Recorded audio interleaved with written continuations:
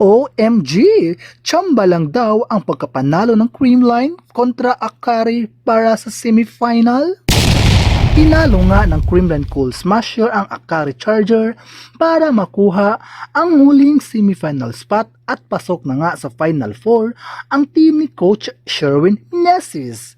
Pinangunahan ito ng the legendary The Queen Phenom na walang iba kundi si Alyssa Valdez sa score na 25-23, 25-20, 16-25 at 25-16 at di na nga pinaabot pa ng 5th set ng Creamline versus Akari at tuluyan na ngang nakamit nila ang inaasam-asam na semifinal spot kung saan makakalaban na naman nila ang team ng Signal. Si Alyssa Valdez ang naging POG o Player of the Game.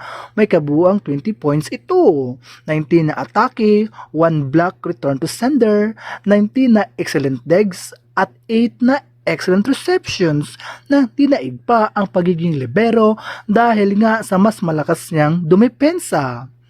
Samantala, may mga nagsasabi na tsamba lamang daw ang pagkapanalo ng Creamline Cool Smasher kontra Akari.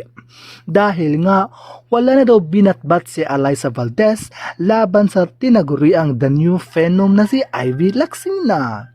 Dagdag pa ng usap-usapan, sadyang binigay lamang daw ng Akari ang laro nila sa Cold Smasher para daw hindi sila mapahiya kasi nga last time conference game nila ay hindi man lang daw nakapasok maski sa Final Four ang Creamline kaya naman daw ngayon sila ay bumabawi.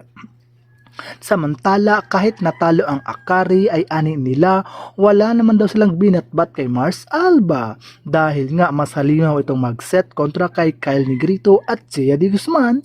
Nga pinagbigyan lamang daw ang laro nila versus Creamline para hindi mapahiya si Alyssa Valdez sa mga maraming fans na nanunood sa venue.